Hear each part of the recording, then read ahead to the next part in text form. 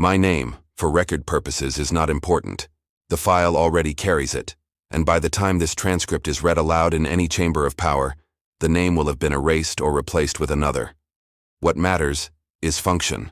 I was Field Operations Specialist, rank withheld, assigned under direct Mossad directive, seconded to IDF military intelligence. The testimony I provide is given under duress of memory. The words may not remain my own.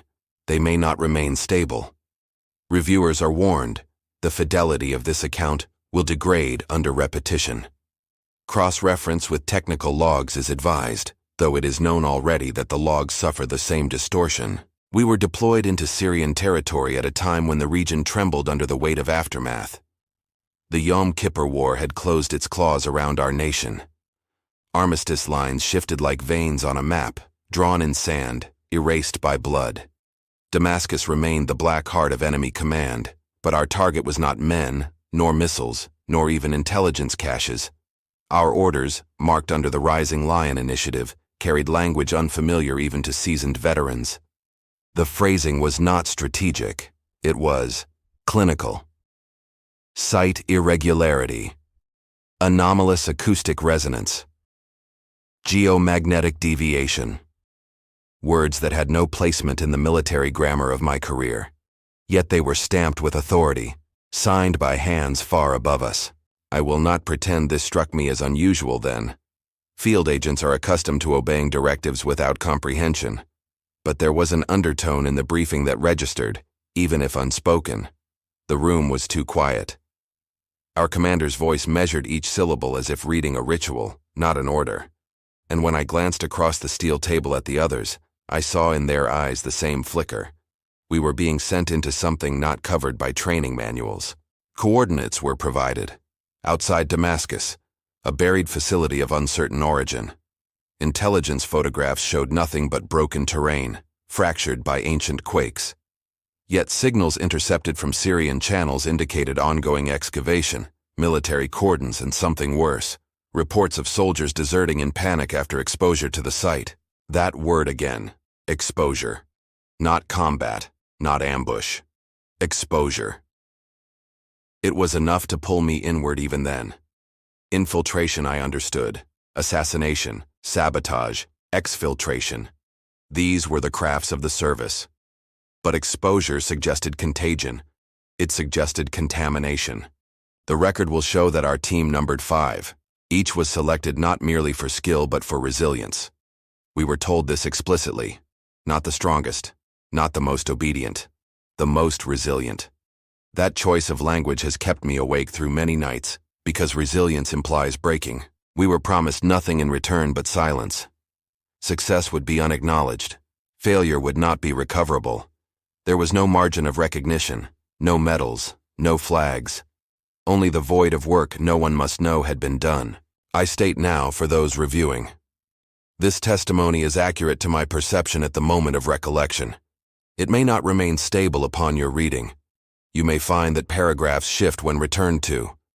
You may discover symbols in the margins you do not remember drawing. This is not error. This is the infection of memory.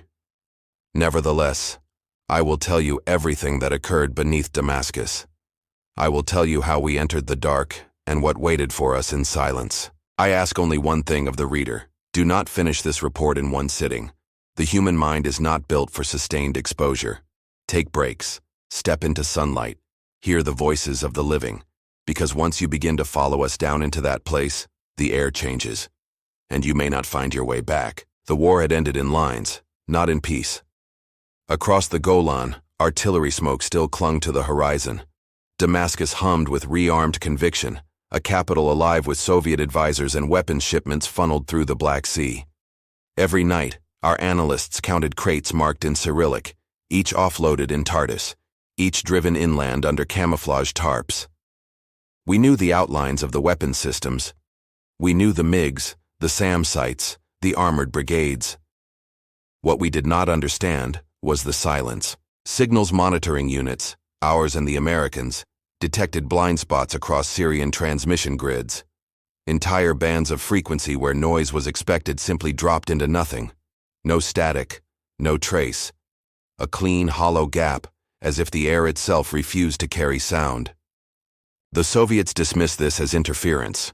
Our own physicists could not model it. And yet every intercept confirmed that Syrian engineers were dispatched to the coordinates where the silence bled through. Convoys of engineers, not soldiers. Earth movers, not tanks. The directorate concluded that some buried infrastructure had been uncovered. Old munitions storage, perhaps a forgotten Ottoman tunnel complex. But the Soviets showed an interest that betrayed military value.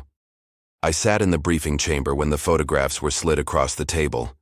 Grainy, taken by a reconnaissance drone flown over contested airspace. Frames showed ground fissures widened by recent excavation. At the center, a dark aperture, circular, not irregular like quake damage. The edges were too clean, too deliberate. The soil around it was heaped in layers that suggested not collapse, but unearthing. From Washington came the whisper that Soviet geologists had no record of this anomaly. From London came a suggestion, couched in the language of rumor. Certain Arabic manuscripts spoke of caverns beneath Damascus, sealed since the Crusades, spoken of as gates, not tunnels. This was dismissed in official notes as myth. In practice, the rumor took hold. The stakes were articulated without poetry. If the Soviets claimed whatever lay beneath, it would be written into their doctrine of deterrence, perhaps as weapons research, perhaps as black propaganda to terrify the region into submission. For Israel, for survival, the calculus was clear. We could not allow discovery of unknown technology or unknown influence so near our borders. The decision was made in less than 72 hours, not through deliberation but through urgency. Orders were drafted. The Rising Lion team assembled. We were told we would cross the border not to destroy, not to seize, but to document. Intelligence only, proof. Evidence that could be analyzed, quarantined, hidden.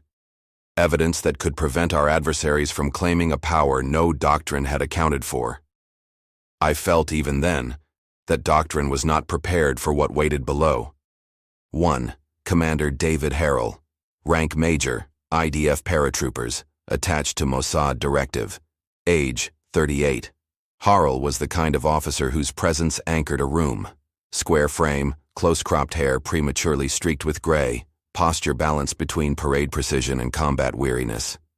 He had commanded men at the Litani, had been decorated twice for actions he never spoke of, and had the quiet discipline of someone who preferred command as a burden, not a privilege. His role was operational leadership, but his skill lay deeper, in the ability to mask fear. He believed that silence and routine could steady men, even when maps caught fire in their hands. His personal quirk was deceptively small. He always carried a battered pocket watch, gifted by his father, a survivor of Europe's last catastrophe. He wound it at dawn and dusk, without fail, listening to the tick before each briefing. That tick would later mean more than he could endure. 2. Lieutenant Yael Koren, medical specialist. Rank: Lieutenant, IDF Medical Corps. Age: 29. Koren had studied medicine at Tel Aviv University, specializing in trauma response. Her composure was clinical, steady-handed, the kind of surgeon who spoke in clear imperatives even under fire. She did not carry sentiment easily, and the others sometimes mistook her for cold. In truth, she carried memory with too much intensity, faces of the wounded catalogued in her sleep. In the team, her purpose was obvious: sustain life where possible, preserve tissue samples where necessary, and keep the human machine functioning. But she was also tasked with something unspoken: assessing environmental contamination. A role she had not been briefed on until the final hour. Her small detail: she kept pressed flowers folded inside a medical text. Each flower marked a patient who had lived under her care. Her quiet superstition, unspoken to command, was that pressing memory into paper kept souls from vanishing. Or Sergeant Avi Rahamim, demolitions expert. Rank: Sergeant Combat Engineer. Age: 32. Rahamim was the edge of the team, sharp and reckless. His expertise was explosives, timed charges, structural analysis, and the physics of collapse. He lived by technical precision, by equations scrawled on the backs of ration wrappers, by fuse lengths measured against his own pulse. Yet outside of calculation, he was unpredictable. loud where silence was needed, laughing in the places most would pray. He had been brought in not to destroy the site, but to ensure our ability to seal it, should entry become a liability. That phrase, seal it, was underlined twice in the written order. His small detail, he whistled when nervous. Not songs, but half melodies that collapsed mid-bar, unfinished. In tunnels, that sound carried strangely, as though echoed by unseen voices. 4. Corporal Miriam Asher, Communications Specialist. Rank, Corporal. Signals Intelligence Unit 8200, age, 25. Asher was young, precise, and mercilessly analytical. She spoke 4 languages fluently, intercepted 5 more through static and cipher. Her tools were radio kits, frequency scanners, encryption pads. She trusted code more than speech, signal more than face. Her presence in Rising Lion was justified by the silence anomaly. She was tasked with mapping frequencies, identifying gaps, and translating any fragment of pattern that emerged from noise. She warned us in the beginning. Every silence is a code. It means something is speaking where we cannot hear. Her personal note. She kept notebooks filled not with words but with drawn patterns, spirals and lattices she claimed helped her hear transmissions. Some dismissed this as eccentricity. Others felt the drawings vibrated faintly when touched. 5. Colonel Eliav Zori, Veteran Observer. Rank, Colonel, Retin, IDF Armored Corps, attached as liaison. Age, 51. Zori was the oldest, technically outside the normal age for deep field operations. He was brought as liaison, as advisor, as steadying presence. His career had been armor and steel, long campaigns across Sinai and Jordan. He was respected not only for what he had survived, but for what he remembered. He carried the role of skeptic, grounding us in military reality when the younger operatives veered toward speculation. His laughter was deep, rare, and warming in barren places. But it was said he could not be shaken. His eyes had seen enough in 2 wars to bury nightmares in layers of scar tissue. His small detail, he wrote letters to his wife before every mission, sealed them in plain envelopes, and carried them folded in his breast pocket. If he lived, the letters were burned. If he died, they were delivered. He believed in the ritual more than in survival itself. The chamber was subterranean, lit not by fluorescence but by the cold glow of projector reels. Maps fluttered across the wall. Soviet supply lines, Syrian defense belts, grainy satellite frames captured from American assets. Over them all, one set of coordinates pulsed, marked in red ink and circled again and again as if the pen had trembled in the hand that wrote it. Commander Harrell stood at the front of the table. He did not begin with rhetoric, nor with reassurance. He spoke as though dictating an engineering manual. Harrell. Primary objective is reconnaissance, confirmation of subterranean facility at these coordinates. Secondary objective, retrieval of physical or documentary evidence. Tertiary objective, denial of site if judged hostile to national security. Expect civilian absence. Expect military patrols. Expect nothing else. The words were sterile, but the pauses were not. When he said nothing else, his throat caught slightly, as though his body refused to obey. The operational plan unfolded with mechanical precision. Insertion. Night crossing south of Damascus, via disguised civilian convoy. Final approach on foot. Estimated 6 hours of travel under blackout discipline. Loadout. Standard small arms kit. Suppressed Uzis, sidearms, demolition satchels, communications gear. Additional load. Radiation dosimeters, Geiger counters, oxygen saturation meters, and unfamiliar devices issued directly from Tel Aviv laboratories. Boxes that hummed faintly, marked with warning glyphs in Hebrew that none of us recognized. Support. None. No air cover. No quick extraction. This was a deniable operation. If compromised, we were to self-terminate before capture. The atmosphere was military, yes, but threaded with the vocabulary of something else. Instruments designed not for combat, but for measurement. Orders phrased not as contingencies, but as wards against an unnamed variable. We broke to prepare. In the locker bay, silence pressed heavier than usual. Each of us checked gear with ritual discipline. Harrell polished the lens of his field compass until the needle glowed sharp under the low light. Corin counted surgical needles twice, then a third time, lips moving soundlessly. Rahamim tapped fuse lengths against his pulse, whispering numbers like a gambler rehearsing odds. Asher unfolded her notebooks, tracing the spiral patterns as though attuning herself to some hidden channel. Zori sat still, sealing his letter to his wife. He stared at the envelope a long moment before tucking it against his chest. I remember the smell of that room, oil from rifles, starch from uniforms, faint iodine from the medical kit. Each scent clung to the skin like a warning. When we returned to the chamber, the lights had dimmed further. A final reel was running, showing photographs unmarked by source. They were blurred, underexposed, showing fragments of walls beneath earth, covered in glyphs that did not resemble Arabic, nor Hebrew, nor Cyrillic. Shapes too precise to be natural, too alien to be comfortable. The slide clicked to black. No one commented. A thin man from Intelligence Directorate, face pale from desk work, cleared his throat. His words were spoken without expression. Directorate Officer. The site is to be considered unstable. Exposure must be limited. Duration underground is capped at 6 hours. You will monitor oxygen, monitor Geiger levels, and report anomalies immediately. Do not remain longer. The emphasis on exposure again. It settled into us like frost.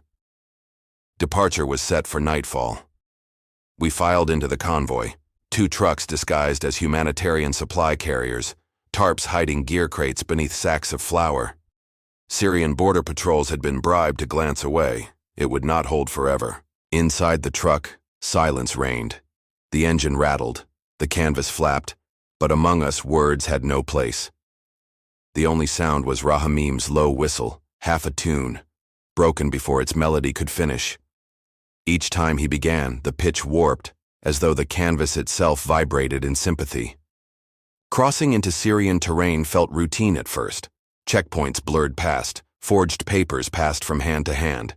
But then, as the road narrowed into broken ground, the stars themselves dimmed. It was not cloud, it was something heavier, a weight pressing into the sky until constellations blinked out one by one, like candles snuffed by unseen fingers. The driver muttered a prayer. No one else spoke. Our final stop was the rendezvous point. The trucks rolled into a dry ravine, engine dieseling into silence. From here we would continue on foot, under blackout, through terrain scarred by centuries of quake and war. Damascus shimmered faint on the horizon, a mirage of light beyond shadow. We slung rifles, checked meters, adjusted straps. Commander Harrell consulted his watch, listening for its tick. It was steady. Too steady. He looked at us once, eyes calm, and gave the final command. Harrell. Masks on, radios silent. We move. And then we stepped into the dark. We disembarked from the convoy into silence deeper than expected. Engines ticked as they cooled, metal contracting in desert air. Beyond the ravine stretched a landscape of shattered stone and scrub, the ruins of older wars half buried under shifting sand. We adjusted straps, checked oxygen meters, and advanced. Our formation was standard wedge, Harrell at point, Zori trailing as rear guard, the rest fanned with deliberate spacing. Asher carried the signal pack, its antenna wrapped tight in canvas. I remember the way it pulsed faintly against her back, as if hungry for transmission. The first hour was mechanical. Boots crunched gravel, rifles balanced tight against shoulder straps. The horizon remained still. Damascus shimmered faint to the north, a constellation of lights. The night smelled metallic, as though the air carried filings of unseen iron. At 2 hours, the ground began to change. What had been scrubland shifted into broken ridges, fault lines scored deep as if struck by a titan's blade. We descended into gullies where shadows pooled thicker than the night sky itself. Here, flashlights were forbidden. We moved by starlight, or what remained of it. Because above us the constellations had thinned. Orion's belt was absent. The familiar arc of Cassiopeia fractured. Stars vanished as though eaten by black tide. Zori muttered in Hebrew under his breath. Words of the Shema. Harel ignored it, pressing onward, but his fingers traced unconsciously across the casing of his watch. By the third hour, Asher's signal pack began to hiss. The dial needles twitched, spasmed, then held at impossible alignments. She tapped the casing, but the distortion did not clear. Asher, whispering. Every channel, filled with silence. No static, just nothing. Her words struck like cold water. Silence on a frequency is impossible. Nature always provides noise, yet her scope showed clean absence, a flat line darker than void. Rahamim laughed softly, too loud, shaking his head. Rahamim. Then it means no one is home. Easier for us. But no one echoed him. The whistle that usually followed did not come. Hour 4. Terrain grew stranger. The ridges no longer looked random. Slabs of basalt angled upright in rows, like teeth. Their alignment drew the eye, uncanny, too regular for natural fracture, too eroded for modern architecture. Corin paused to run her hand across one. The surface hummed under her palm, low vibration, like a power transformer buried under stone. She withdrew quickly, gloved fingers trembling. Corin, it is warm. The rock is warm.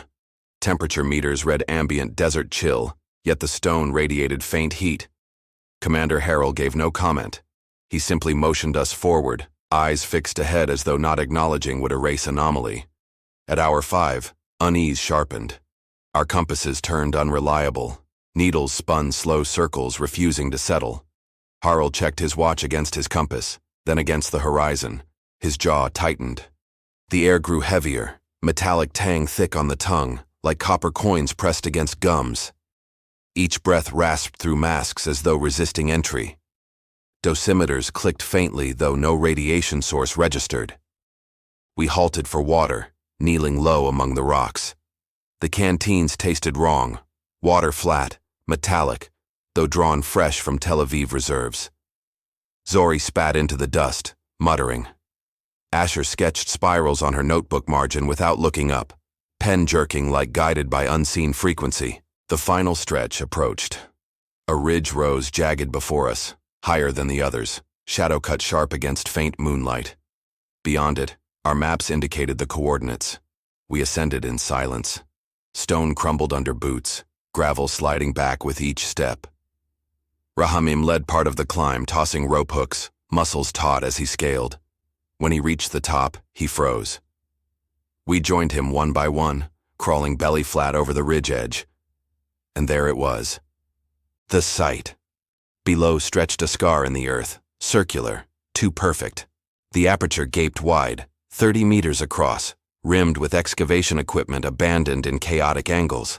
Floodlights had been driven into the soil, but their bulbs flickered irregularly, some pulsing, others dimming as though light itself was suffocated. Syrian barricades lay overturned, rifles abandoned mid-pattern, helmets scattered as if soldiers had fled in blind panic. But the aperture was not absence. Its rim was lined with stone blocks, each etched in glyphs that shimmered faint even in moonlight. Symbols that shifted when stared at, angles that seemed to crawl across vision. The shaft descended into darkness that absorbed the floodlights. The beams entered but did not return. Black, not empty, but full of a thickness that rejected sight. Asher inhaled sharply. Asher. The silence is strongest here. It is not absence. It is presence. No one answered. Commander Harrell exhaled once, steady, and consulted his watch. Its ticking was loud in the silence. Too loud, each beat carrying farther than natural, echoing faint around the basin, as though multiple watches ticked in response. He closed the lid firmly and spoke. Harrell. We proceed by formation. 6 hours maximum. Record everything. Do not separate. If anomalies escalate, retreat immediately. His voice did not waver, but his knuckles whitened on the rifle strap. We began descent. Rope lines secured, boots crunching against rim. Each step downward pulled the air heavier, metallic taste deepening, pressure building in ears like submersion underwater. The last glimpse of stars above flickered, dimmed, and vanished as the aperture walls closed. With that, night swallowed us whole. The rope rasped against our gloves as we descended. The shaft walls pressed close, cut with impossible precision. Not blasted stone, not fractured earth, smooth surfaces, as though poured from a mold larger than history itself. Each meter revealed new glyphs carved deep, their edges glowing faint with phosphorescence that dimmed when touched by light. Flood lamps from the rim above struggled against the dark. Their beams bled away mid-air, diffused like smoke in water. At 20 meters, illumination failed entirely. From that point onward, our descent continued by headlamps alone. Even those seemed swallowed, halos shrinking tighter than they should, as if the dark ate the photons before they could scatter. 40 meters. Oxygen meters dipped to 18.9%. Not critical, but low for such shallow depth. Corin checked her readings twice, frowned, and whispered, "Corin, something here is consuming oxygen." Rahamim chuckled under his breath. "Rahamim. Then we make it quick before the air eats us alive." But the laugh did not carry right. It echoed upward, downward, sideways, as if the shaft bent sound against itself. 60 meters. The shaft widened into a chamber, circular, 50 meters across. We rappelled onto its floor, boots crunching against dust that felt too fine, too soft, like ash that clung to gloves when touched. The ground carried faint impressions, half-erased footprints in concentric spirals. Not Syrian boots. Bare, elongated, some three-toed, some human-like but stretched wrong in proportion. Asher swept her antenna. The dial spun violently before freezing dead center. She removed her headset slowly, eyes unfocused. "Asher, there is singing," a low note. Not through air, through the bones. None of us heard it, but a faint vibration trembled in our jaws, our teeth aching with it. 90 meters. 3 corridors branched from the chamber, equidistant, each tall enough for 2 men to walk abreast. Their walls pulsed faintly with phosphorescent glyphs. Symbols crawled as though alive, lines bending under gaze, rearranging when turned away. We formed in line. Commander Harrell lifted his compass. The needle spun, then halted, pointing not north, but directly into the central corridor. He said nothing. He only raised his rifle and led us forward. The corridor air thickened. Each breath rasped metallic, tasting of copper and wet stone. Oxygen dropped to 18.2%. Dosimeters ticked irregularly, but without consistent source. Shadows moved differently. Our own silhouettes lagged half a second behind motion, as though drawn on delay. Zori muttered behind me, his gravel voice low. "Zori, this stone, it is too smooth. Not quarried, not natural. We drove tanks across ruins, across Crusader walls, across Ottoman forts. None of them looked like this. This is older." No one answered. At intervals, chambers opened along the passage. One contained fractured crates, Syrian issue, abandoned in haste. Documents lay scattered, half-burned, pages covered in geometric sketches not made by soldier's hand. Circles nested within circles, arcs intersecting at angles that suggested not diagrams, but instructions. Another chamber held scaffolding twisted in collapse, tools dropped mid-use.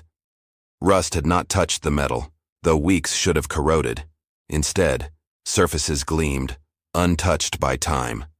At the third chamber, Corin halted us with raised fist. She crouched over a stain on the floor. Not blood, not oil, a black fluid, glossy like obsidian, thick but unmoving. She touched it with a swab. The droplet clung, then divided itself across cotton as though resisting collection. Corin, shaking head. "It does not behave like liquid. It is not right." Harrell gave curt order. Sample secured, movement resumed. The deeper we pressed, the more silence became presence. No dripping water, no shifting stone, only the rhythm of our own breath, magnified until each exhale seemed deafening. Radios emitted nothing, not static, not hum, only void. The void pressed back. Then came the staircase. At corridor's end, the floor dipped into steps carved in spiral, descending further than light could reach. Each riser glowed faint with inscriptions that pulsed in rhythm with no heart we could name. Harel checked his watch, ticking loud again. Harel. Mark time. Oxygen check. We continue. Zori glanced once at him, eyes narrow. Zori. Major. We have 6 hours. No more. Remember. Harel. I remember. We move. His tone brooked no answer. We descended single file. Darkness folded in closer, pressing against helmet glass. My own reflection swam faint in the visor, but its eyes blinked half a beat after mine. By the bottom, we had crossed into something deeper than stone. The air felt charged, humming against skin. Walls curved not as architecture, but as though we had entered the ribcage of some colossal thing petrified in time. At the base stretched a wide hall, vanishing into black. The glyphs here were brighter, their glow steady, patient. They waited, and we stepped into them. The hall stretched forward without curve, without apparent end. Our boots sank into dust so fine it clung to soles like ash, puffing upward in silent clouds that refused to disperse. The walls were smooth, seamless, bearing glyphs carved not by chisel but by some process that fused stone into luminous grooves. Standard procedure commenced. Commander Harel ordered 2-minute halt at every 100 paces. Instruments unpacked, readings logged in silence. Compass, non-functional.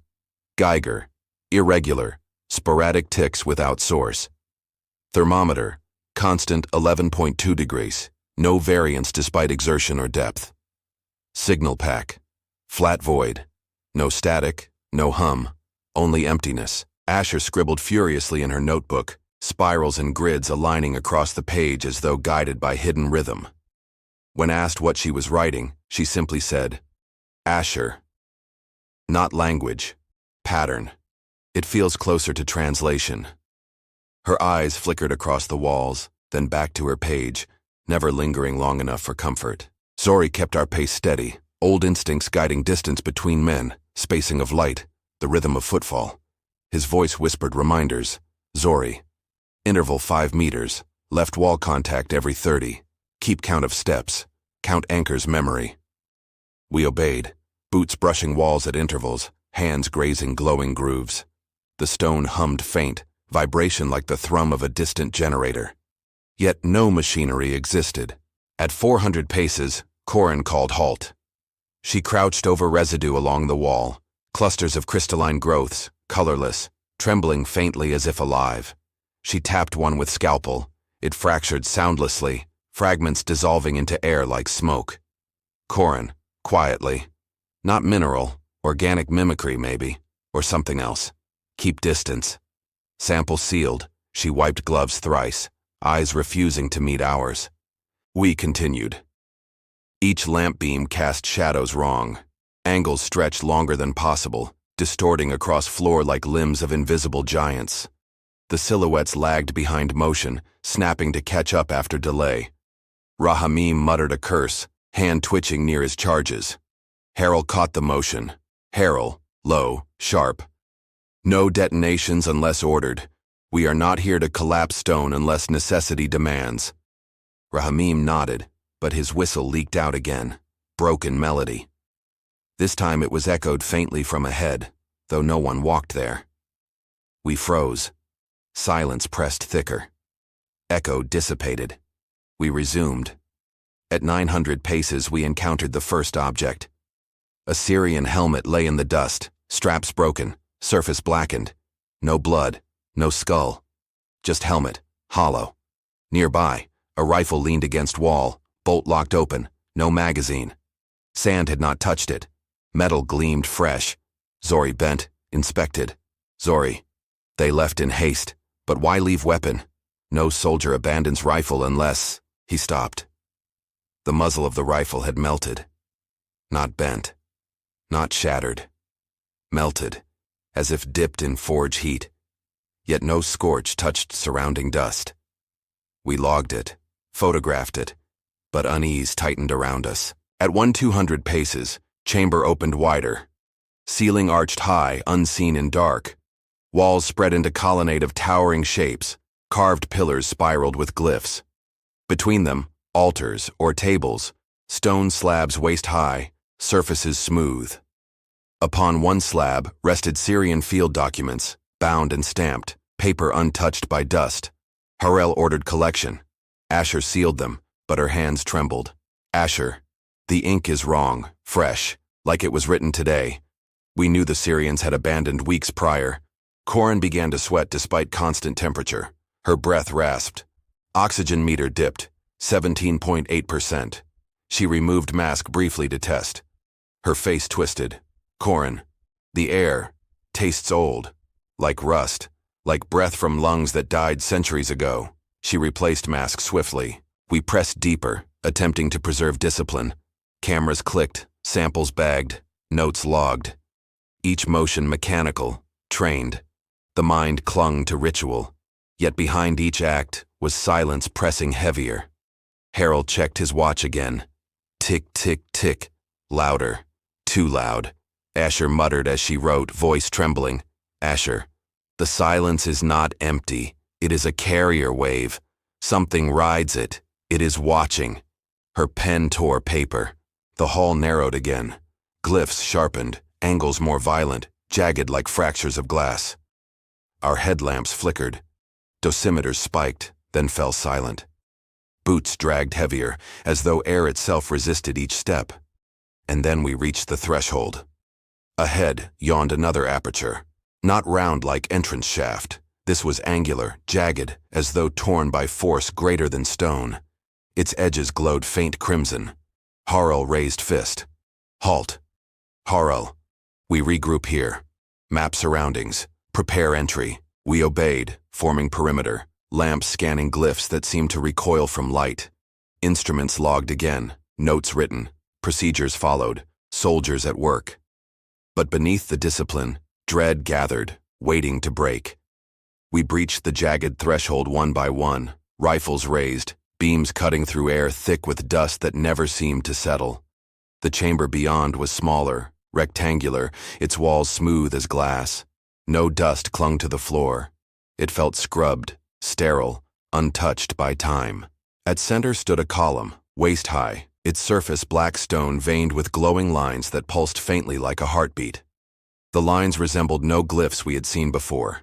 They branched like arteries. Commander Harel motioned halt. Harel. Form perimeter.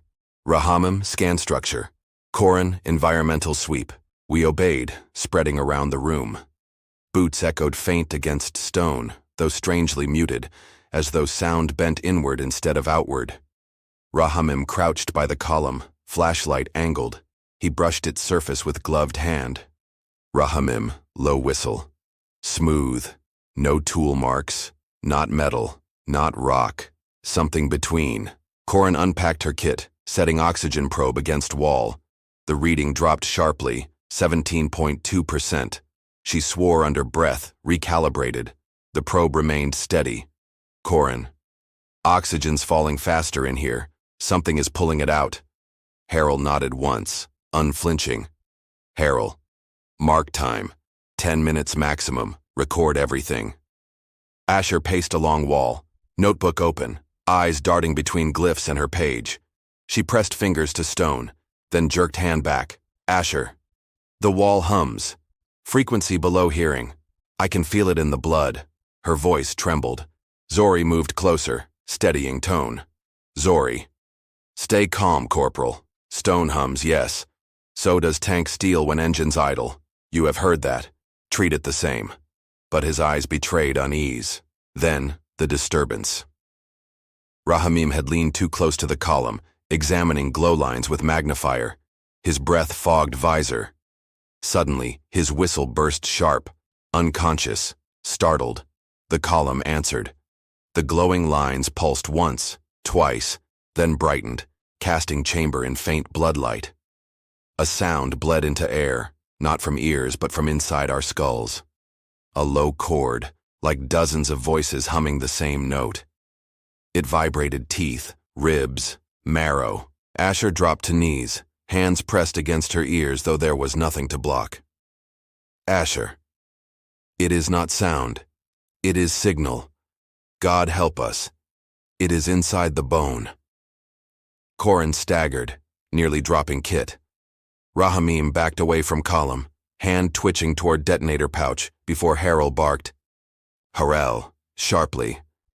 Hold position. No charges. That is an order. The hum thickened. Lights flickered. Our shadows crawled across walls independent of us, stretching, twisting, arms splitting into extra limbs that grasped toward column. My chest clenched as if lungs filled with iron. Each inhale shallow, air thinner than altitude. Oxygen meter blinked red, 16.8%. Corin shouted hoarse through mask, Corin. We cannot stay. Levels dropping too fast. Harold's watch ticked louder, almost thunderous, drowning his own voice. Yet his command still cut through. Harold. Fall back. Corridor now. Move! We retreated in formation. Asher dragged half-stumbling between Zori and myself. The hum pursued, not fading but vibrating deeper, echoing down spine. The walls themselves seemed to shimmer, glyphs rearranging into spirals that spun faster as we passed. At corridor threshold, the sound snapped off. Silence collapsed back, suffocating in its finality. We crouched against walls, panting. Oxygen climbed back to 17.9%, stabilizing. Shadows resumed their obedience. Asher rocked on her heels, muttering, Asher. It spoke. It spoke, but not with words. It tuned us, like radio dial. We are inside its frequency now. No one answered. Rahamim's hands still twitched near detonators.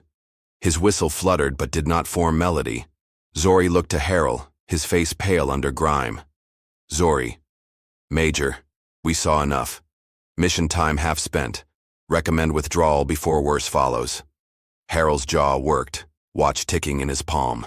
He stared down corridor, then back toward column chamber. His voice, when it came, was iron. Harold. Orders are 6 hours. We continue. His words carried weight. None argued further. We reformed, advancing deeper into main hall. The air felt heavier still, though oxygen meter read steady. Boots echoed again, but each step seemed answered by another half a pace behind us. None of us turned to check. For the first time, discipline was not enough to mask dread. We were no longer explorers. We were intruders, and something new. The hall narrowed again, walls pressing closer, ceiling lowering until beams scraped its surface. Dust clung thicker here, coating boots, masks, rifles. The air shimmered faint, like heat distortion, though thermometer remained constant. Our formation slowed. Each step seemed to echo too many times, bouncing not only behind but ahead, as though something mirrored our rhythm from unseen angles. Rahamim muttered low, barely audible. Rahamim. Feels like walking inside a throat. No one corrected him. At 180 meters, the first footprints appeared. They were pressed deep into dust leading ahead of us, human-shaped but elongated, stride too long, heel narrow, toes stretched as if grasping. Some prints overlapped our own, though we had only just arrived. Harold raised fist. Halt. We scanned. No heat signatures, no motion. Only silence pressing thick. Zori crouched, tracing one print with knife tip. He shook head. Zori. Not recent. No collapse, no drift. Dust should cover them by now. Yet the edges were sharp. Fresh. Asher whispered, voice cracking. Asher. It is following, or we are following it. We resumed, slower. Shadows dragged longer against walls, stretching out of proportion. Mine split briefly into two before fusing again when I blinked. Rahamim's whistle cut in half notes, unfinished. A second whistle answered faint, same melody, from far down corridor. We froze. Headlamps strained against dark. Harrell, low. Hold position. Weapons ready. The echo faded. Only silence remained. We moved again, but no one breathed steady. At the next chamber, lights faltered. Headlamps flickered in unison, then failed entirely. For several seconds we stood in pure black, only watch ticking loud in Harold's palm. When lamps returned, the chamber had shifted. Walls curved wider, glyphs rearranged into new patterns. The footprints had multiplied, circling us, though none had approached. Corin swore quietly, gripping rifle tight. Corin. Hall was narrower before. It is not memory, it changed. Harrell barked, Harrell. Log anomaly. Keep formation. Move. His voice was steady, but his hand clenched around watch until knuckles whitened. As we advanced, light itself warped. Beams bent away from walls, refracted into prisms that painted glyphs in colors our eyes struggled to name. Some symbols glowed in hues beyond spectrum, vibrating at edges of sight. Asher stumbled, clutching head. Asher. It is transmitting through the light. Patterns, codes, cannot filter. Her notebook fell, pages filled with spirals that seemed to spin even while still. Zori steadied her, muttering low. Zori, eyes down. Focus on steps. Do not read the walls. At 4 hours, 10 minutes, oxygen meters spiked erratically, 18.0 to 15.9, back to 18.2. Breathing grew ragged. Corin checked gear 3 times, insisting seals intact. Yet each inhale felt thinner, chest tighter, as if air throbbed with invisible pressure. Rahamim spat into dust. The spit hung mid-air for a moment, suspended, then fell slower than gravity. We did not comment. Then came the flicker. It began at corridor's edge, stone rippling like water, glyphs bending in wave. For half a heartbeat, the wall was not stone but something translucent, showing shapes moving behind. Tall, thin, their limbs too long, their gait insectile. The vision snapped closed. Wall returned to stone, but footprints multiplied again surrounding us. Corin hissed through mask. Corin. They are walking when we do not look. Silence answered. Harrell checked his watch. Tick, tick. Louder. Almost like it was sinking to something deeper in the walls. He spoke, clipped and cold. Harrell. We are still inside time. We hold discipline. We continue. But his eyes betrayed doubt. We marched on, weapons trembling in hands, each step accompanied by shadows that did not belong. We were no longer the only ones moving. All right, now comes the turning point. The corridor opened suddenly into a vast chamber. Our lamps reached only fragments of it, pillars vanishing upward into darkness, a ceiling unseen. Dust swirled in slow currents, stirred not by our movement but by some deeper rhythm in the stone. The floor bore markings, circles within circles, spirals etched into ash. At their center lay objects we could not name, fragments of bone too large for human, lengths of calcified structure that curved like ribs of something titanic. Harrell raised fist. Halt! We spread perimeter. Rifles up, lamps cutting arcs. The silence here was absolute, heavier than before, pressing against eardrums until they ached. Asher whispered, hoarse notebook trembling in her hands. Asher. This chamber, it is an antenna. The walls, aligned to resonance. It is listening. Then we saw it. At the far side of chamber, shadows stirred against one pillar. At first it seemed dust, shifting in slow spiral. But then it pulled together, lines lengthening, dark coalescing into shape. A figure stood, tall, thin, impossibly elongated. Its limbs stretched too far, jointed wrong, bending twice where they should bend once. The head tilted, faceless, but glowing faint from within, as though lit by embers under skin. It did not walk. It slid, each motion smooth, gliding without sound, crossing spirals on floor. Our rifles snapped up in unison. Fingers tense. Harrell hissed low, controlled. Harrell. Hold fire, observe, record. But my hands shook. Scope centered on its chest, but chest did not stay still. Its form wavered, like mirage, like shadow cast by unseen flame. The entity paused at spiral's edge, its head cocked, listening. Our lamps flickered, beams bending around it as though light refused contact. Our shadows crawled toward it, stretching across stone until they touched its feet. When they touched, the shadows twitched. Not us. The shadows moved first. Corin gasped sharp, almost choking. Corin. Our shadows. It is using. Her voice broke. The being raised an arm, not quickly, slowly, as though demonstrating. The limbs split into threads of dark, hundreds of tendrils unraveling into air. They quivered, vibrating at frequency too low for ear, but bone ached with it. Asher screamed, collapsing, clutching head. Her radio pack hissed static, then voices layered over, whispers in Hebrew, Arabic, Russian, Languages tangled, saying the same phrase over and over, "We are already inside." The voice came not from speaker, but from the chamber walls, from dust itself vibrating. Rahamim panicked. His hand tore detonator free, thumb pressing switch. A charge fell from pouch, rolled across floor. Before Harold could bark order, before anyone could intercept, the entity turned. The detonator clicked. Charge should have detonated. It did not. Instead, the blast unfolded soundlessly into flowers of light, blooming upward in slow petals. For 3 seconds, the chamber filled with brilliance like sunrise. Spirals glowing, glyphs shimmering awake, and then light collapsed inward, sucked into nothing, leaving darkness deeper than before. The charge was gone, not shattered, not residue, simply absent. Rahamim stared at empty floor, mouth open, trembling whistle escaping like a sob. The entity moved. It slid closer, crossing 20 meters in silence. Its limbs wavered between positions, as though time around it stuttered. One moment near pillar, next moment 2 steps closer, intermediate frames missing. Zori barked instinctively. "Zori, open fire! Suppress!"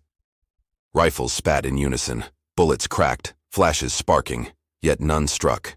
Trajectories bent mid-air, curving away as if drawn into invisible well. Rounds embedded harmlessly into stone, ricochets muted. The thing stood untouched. And then, it mirrored us. Every muzzle flash repeated half a second later, shadows mimicking fire from empty air. Echoes of ourselves, phantom silhouettes firing invisible rifles, light stuttering where no one stood. Panic rippled. Corin grabbed Asher, dragging her back. Rahamim fumbled at charges again. Harold shouted, voice breaking steel. "Harold, cease fire, fall back, corridor now." We retreated in formation, rifles still raised though useless. The entity did not pursue at first. It only watched, or rather, we felt watched. Its faceless head tilted, glowing faint as though memorizing each step. Then, as we neared corridor, it appeared closer.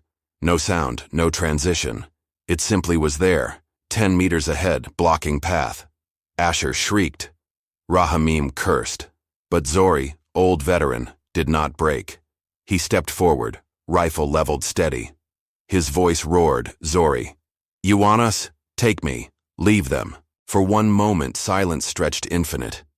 The entity tilted head again. Then it leaned close. So close its ember glow bathed Zori's face. His skin sagged as though time itself pulled at him, wrinkles deepening in seconds, eyes clouding. But then it stopped. It stepped back, sliding again, vanishing into ripple of dark. Zori collapsed, gasping, older than before. His hair streaked white. We dragged him back into corridor. The chamber behind us dimmed, glyphs fading as if breathing out. The silence remained. Harl barked orders, voice trembling under control. "Harl, regroup. Check Zori. Minimal time left. We cannot retreat empty-handed." Corin protested, voice sharp. "Corin. Major, this is beyond reconnaissance. We should." Harel. "We continue. That is an order." His watch ticked louder, sinking again with unseen pulse. None of us argued, because we knew the thing had not gone. It had only let us pass. We regrouped in the corridor, backs pressed to humming stone. Zori coughed dry, clutching chest. His skin sagged, veins raised blue, breath wheezing shallow. Only minutes had passed since contact, yet decades clung to his frame. Corin tore gloves free, pressed stethoscope against him. Her brow furrowed. "Corin. Pulse is irregular. Lungs sound wrong. As if he has lived through years of scarring in minutes. This is not biology. It is chronology." Her words tightened silence. None replied. Asher still trembled, headset clutched to chest. Her eyes darted, pupils dilated wide. Asher, murmuring. "It is still here, not in chamber. In signal. In me." Harold steadied her by shoulder, voice clipped but not unkind. "Harold, you are communications. Filter it, translate it. That is your purpose."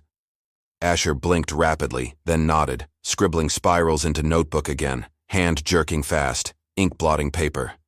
We pressed deeper. Corridor bent downward in slope, dust thickening, air heavier with metallic taste. Our lamps shook, halos shrinking tighter as if forced inward. Rahamim muttered under breath, fuse lengths jittering in his fingers. Rahamim. Charge is gone. Blast eaten. But I can rig new sequence. If stone eats fire, maybe fire eats stone. His eyes glittered, manic, calculations spilling like prayer. Harrell cut him short, voice steel. Harrell, you will not detonate without order. Focus. Rahamim's whistle answered, trembling tune that broke mid-bar. Yet this time the tune continued, echoing faintly down corridor. Not delayed, not warped, parallel. We froze. The echo whistle carried on, finishing melody Rahamim had abandoned.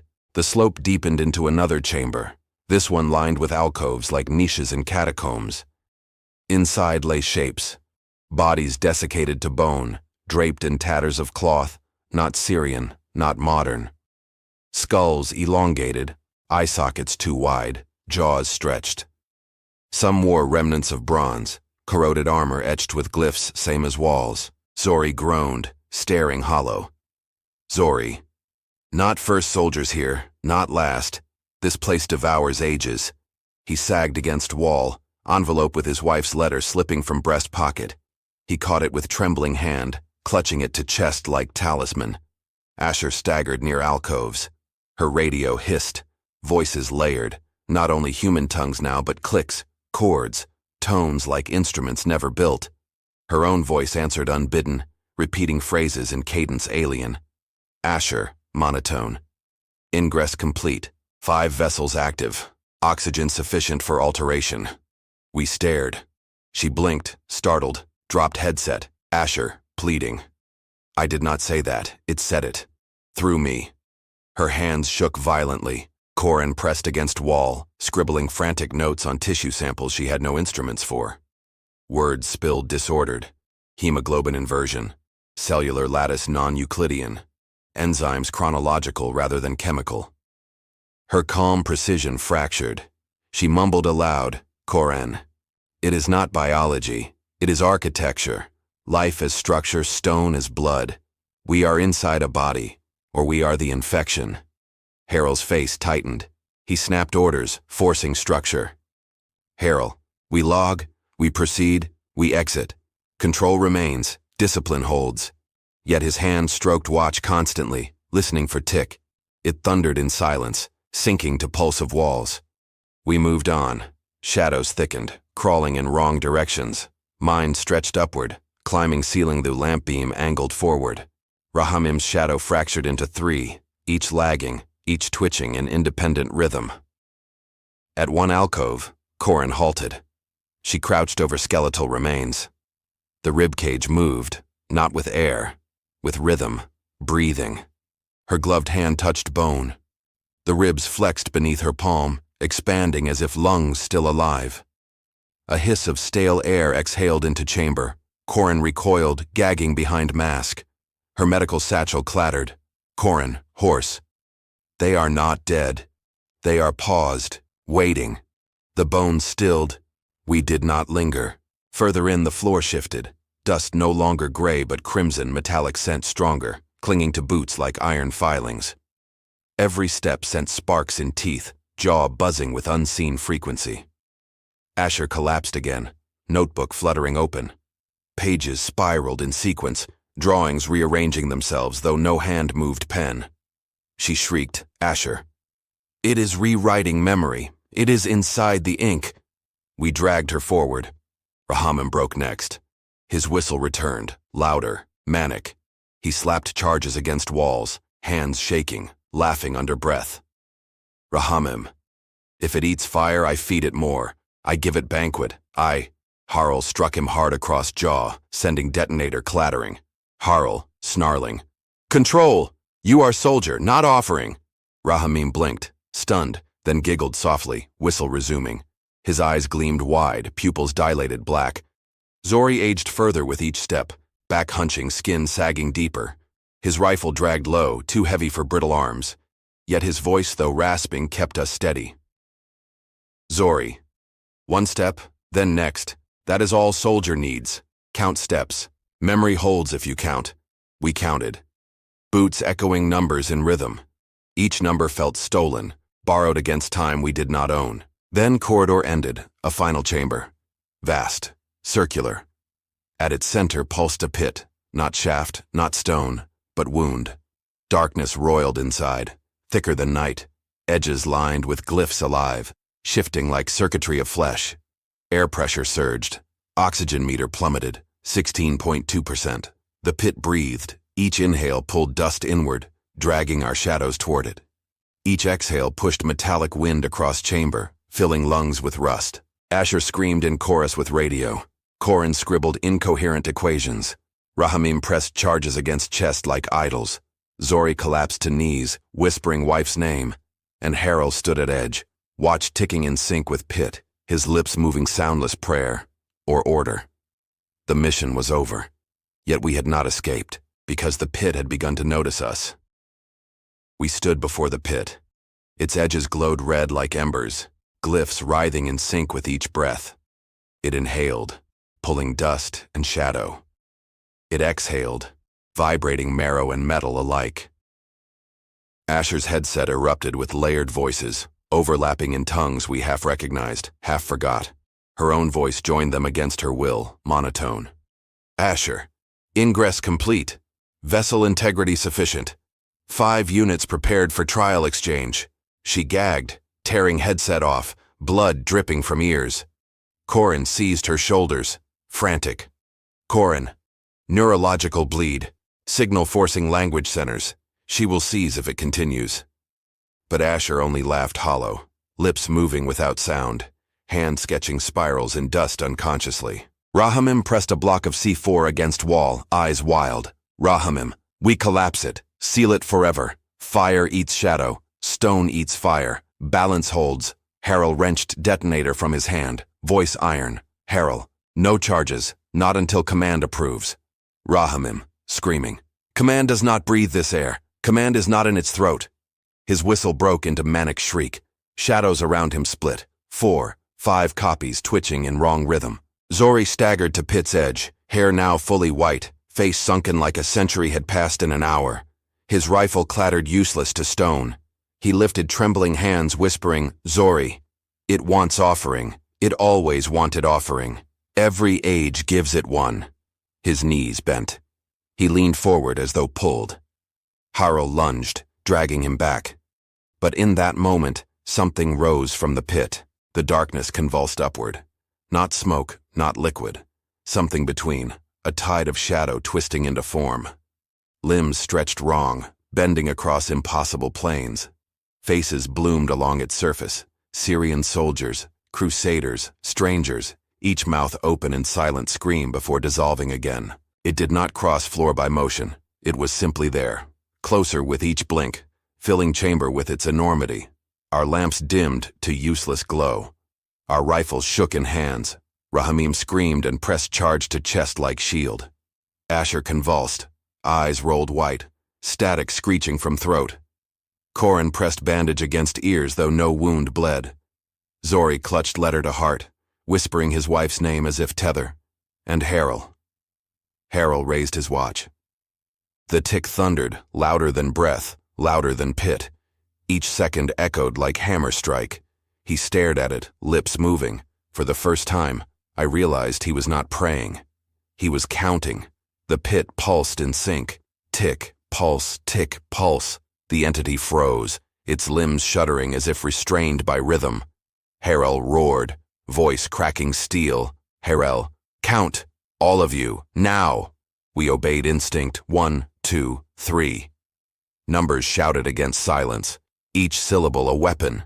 The entity writhed, its forms flickering, its faces dissolving. The pit's breath staggered. But it learned.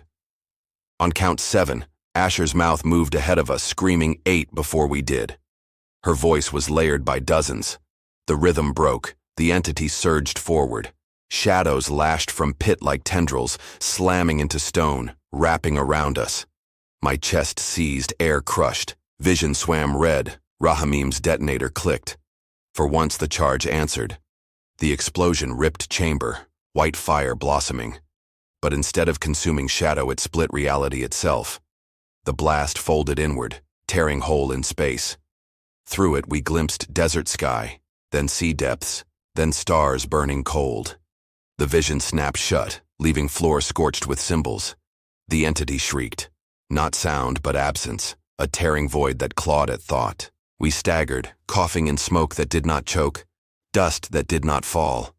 The chamber walls warped, spirals spinning faster, glyphs rearranging into lattice around pit. The entity paused, limbs twitching, gaze unreadable. It did not advance. Instead, it mirrored us. Our shadows stood apart now, solid, rifles raised in imitation.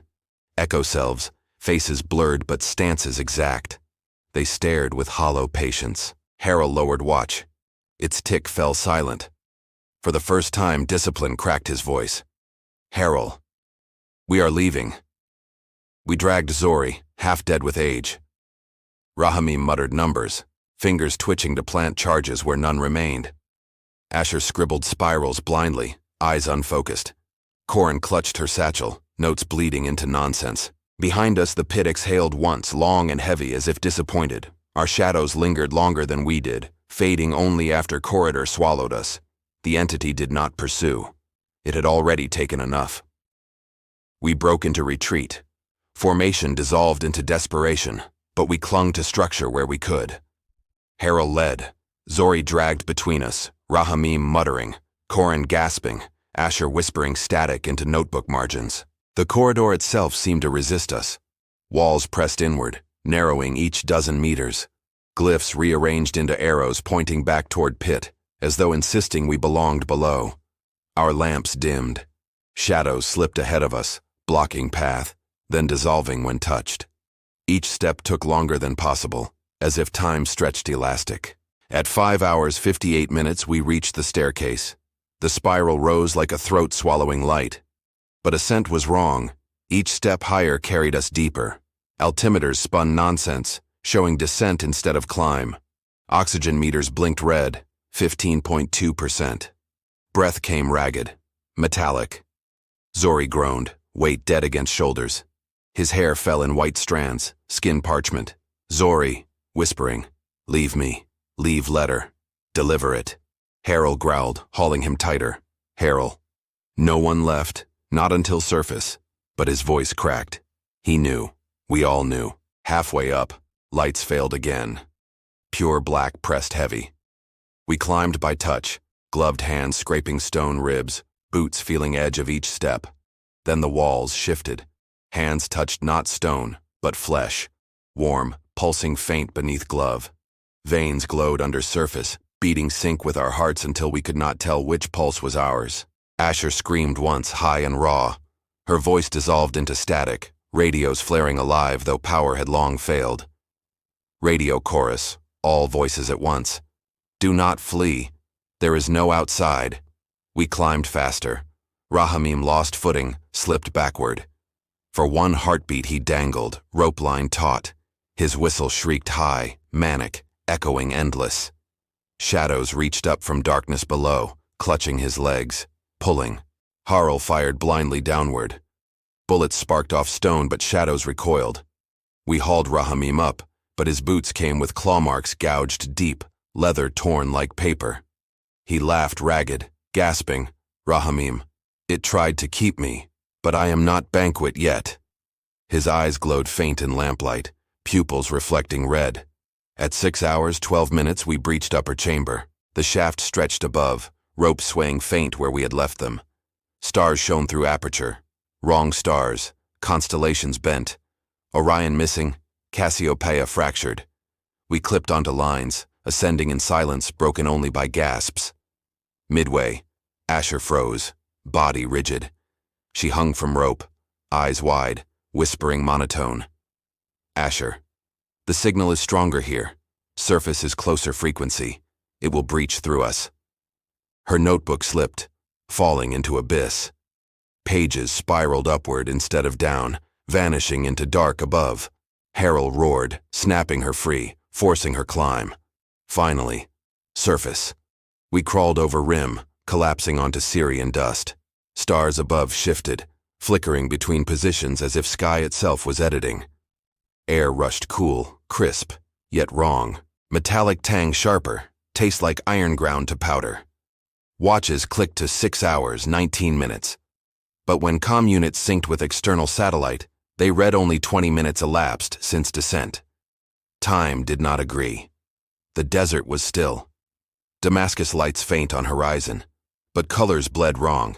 Sand shimmering faint green, shadows stretching in too many directions, moon brighter than sun. We breathed, but lungs did not ease. Relief felt false, a skin stretched over dread. Harrel's voice rasped through mask. Harrel. Exfiltration, now, before it follows. No one argued. We staggered into night, but the air followed. Every shadow bent toward us. We pushed through desert night, boots crunching on gravel that glittered faint green under moonlight. Every star above seemed rearranged, constellations wrong, some pulsing faintly as though signaling. Shadows clung too close to our legs, dragging half a beat behind. We were breathing surface air again, but none of us returned unchanged. Colonel Zori, carried between us, weight nearly skeletal. His skin had collapsed into parchment folds, his hair white as salt. Wrinkles mapped his face like decades carved in minutes. He wheezed, eyes milky. Zori, whispering. Time stole me. It stole years I had not lived. His voice cracked like old paper. In his trembling hands, he clutched the sealed envelope for his wife. But when I glanced at it, the paper bore not Hebrew letters, but shifting glyphs, black lines rearranging themselves each time blinked. Zori's memory began fraying. He forgot his rank, his wars, even his wife's name. Only the ritual of letter remained, pressed to chest like anchor against oblivion. Lieutenant Corin, her calm precision fractured. She walked with satchel open, pulling gauze and vials, scribbling notes that spilled nonsense. She spoke in fragments, not diagnosis but prophecy. Corin. Hemoglobin wrong, species overlap. I see veins from horses, lungs from birds, centuries of anatomy tangled inside my head. She pressed her hands to skull, trembling. Corin. Knowledge scrambled. I cannot tell bone from stone anymore. Every body I touch is older than it should be. She tried to treat Zori, but her instructions made no sense. Incise vein at angle of century, stitch in rhythm of pulse not yet born. Her medical science had been rewritten, stretched across eras and species. Sergeant Rahamim. His laugh had soured into chant. He counted constantly, fuse lengths against pulse, whispering numbers in rhythm with his whistle. His eyes gleamed faint red under moonlight, pupils dilated wide, reflecting stars like mirrors. He carried charges strapped across chest, caressing them like relics. Rahamim. Stone eats fire, fire eats shadow, balance holds if I keep counting. But when he whistled, the melody did not end with him. It continued in echoes across desert, answered by no one we could see.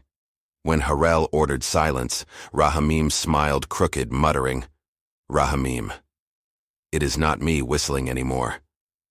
Corporal Asher, her headset long discarded, yet signal still bled through her throat. She spoke in bursts of static, words layering in multiple languages at once. At times her voice was hers, at times it was metallic, chords vibrating unnatural. Asher, monotone. Ingress complete, vessel stable, awaiting transmission. She wept after each outburst, insisting she had not spoken. Yet her notebook, lost in the pit, had returned in her pack without explanation. Its pages rewrote themselves, spirals shifting across margins even while shut. At one point, she whispered to me, Asher, I am not communications officer anymore. I am antenna. Commander Harrell. His face remained steel, but his eyes never left the pocket watch. It ticked too loud, each second echoing beyond casing, audible even meters away. He wound it compulsively every minute, though mainspring never slackened. The tick synchronized with our footfalls, then with our heartbeats, until I could not tell if my pulse was mine or his watch's. When asked what he was doing, he replied flat. Harel, keeping us inside time. If I stop counting, we fall back into theirs. And me? My testimony phrase even now. I felt lungs heavy, air metallic, chest bruised by unseen pressure. Each shadow of mine lagged, sometimes splitting into two. At times I caught reflection of myself walking slightly ahead, glancing back with eyes I did not trust. We did not speak of it. Discipline carried us forward.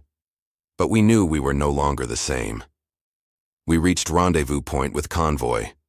Trucks idled silent, drivers waiting as if nothing unusual had occurred. They glanced at us, not startled by our condition, their eyes too calm. The desert behind us shimmered faint, shadows stretching toward horizon. Colors bled wrong, moon haloed by glyphs invisible if stared at directly. We boarded trucks. Engines rumbled to life. No Syrian patrol intercepted, no gunfire followed. Extraction was too smooth, too perfect. The Rising Lion team had survived, but none of us had returned. We were altered, rewritten, vessels carrying something beyond understanding, and the night knew it. Extraction was too smooth, Syrian patrols absent, border crossings clear. Our convoy rolled uninterrupted, headlights cutting pale across sand. No interference, no pursuit. It was as if the desert itself wanted us gone. We arrived at the annex in silence. Medical orderlies waited, faces blank, clipboards steady. They did not question the state of us. Zori aged decades, Asher muttering in static, Koran scribbling impossible anatomy, Rahamim whistling broken tunes, Harel clutching his watch like a relic. We were led inside. The debrief room, sterile, white walls humming with air circulation, metal table at center, documents already laid in neat stacks, cameras blinked red, recording everything.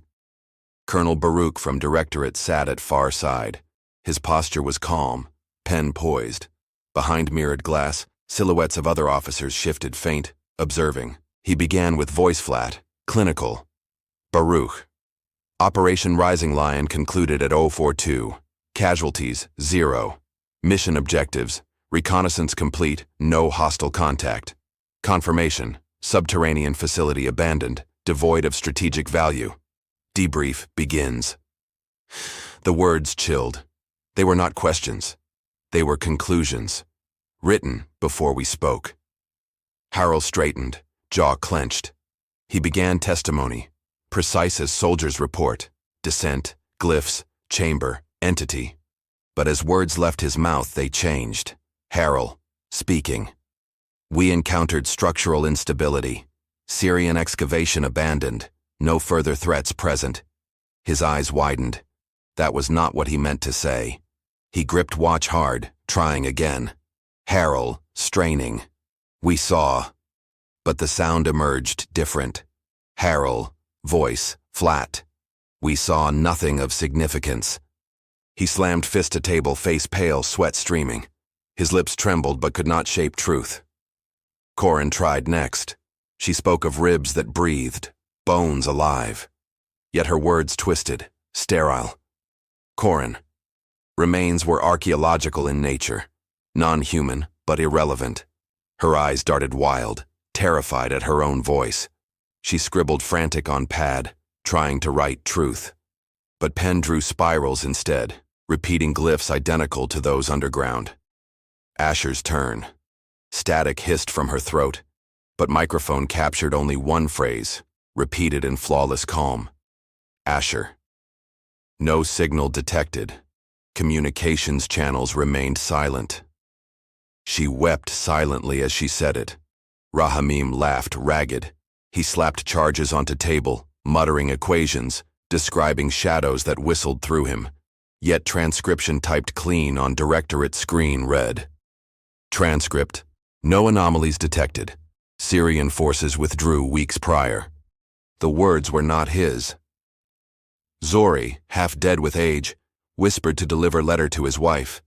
But when he spoke aloud, the paper in his hand bore directorate seal, stamped, archival copy, declassified material, void. He stared blankly, memory erased even as he clutched nothing. We realized then. Suppression was not administrative. It was invasive. Whatever we carried from depths had rewritten us. Our mouths could not shape truth. Our pens could not script reality. The debrief was not falsified after the fact. It was falsified through us. Colonel Baruch nodded, satisfied. His tone never shifted. Baruch. Excellent. Operation Rising Lion concluded without incident. All reports sealed. Personnel to be reassigned per Directorate orders. He did not look at us when he stood. He looked at mirrored glass, nodded once, and left. Afterward, we were processed separately. Medical scans. Psychological evaluations, each sterile, detached. No one questioned why Zori's body was 80 years old, why Asher's voice bled static, why Rahamim's eyes glowed red. Reports logged stress trauma, combat fatigue, oxygen deprivation. Files stamped closed.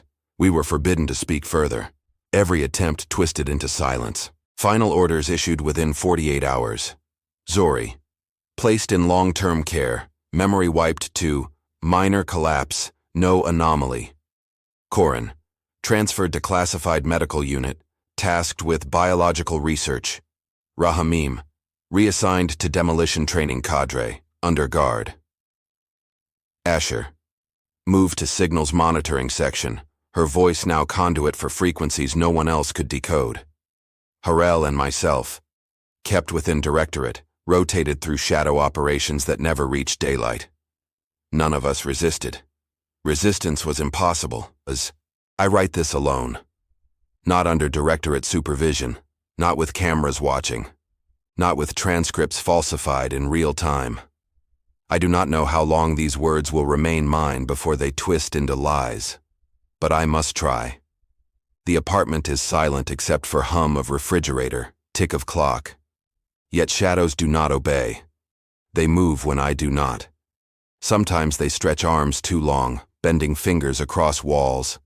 Sometimes there are more of them than there should be. The lights flicker in patterns, not random. Symbols, same as the walls beneath Damascus. When I close my eyes, the patterns burn into lids, spirals that spin until I wake gasping. Electronics betray me. The radio hisses to life at night, broadcasting not stations but logs, containment reports stamped with seals I should not recognize. My wristwatch freezes at impossible hours. Once it displayed 2561. Another time it ticked backward while my heart beat forward. Sometimes I hear footsteps in the hallway, heavy, too heavy for human legs. They pass my door, pause, then continue. No neighbor acknowledges them. Once I opened the door after hearing the steps. The hallway was empty, but carpet bore imprints of something vast, weight pressed deep into fibers. I dream of the pit, but it is no longer underground. It hangs in sky above the city, a wound glowing with glyphs. Shadows pour out, walking along rooftops, their heads tilted in silent listening. I wake to find I have written notes I do not remember. Spirals cover desk. Words appear in languages I never learned. Last week, one page bore only a single sentence, written in my own hand, though I never held pen. Ingress complete. Vessel integrity holding. Commander Harel is gone. Directorate says he was reassigned. But sometimes, late at night, I hear the tick of his watch outside my apartment door, loud as hammer strikes. Lieutenant Korin's research has disappeared from records. Asher's voice bleeds through radio static when storms roll in.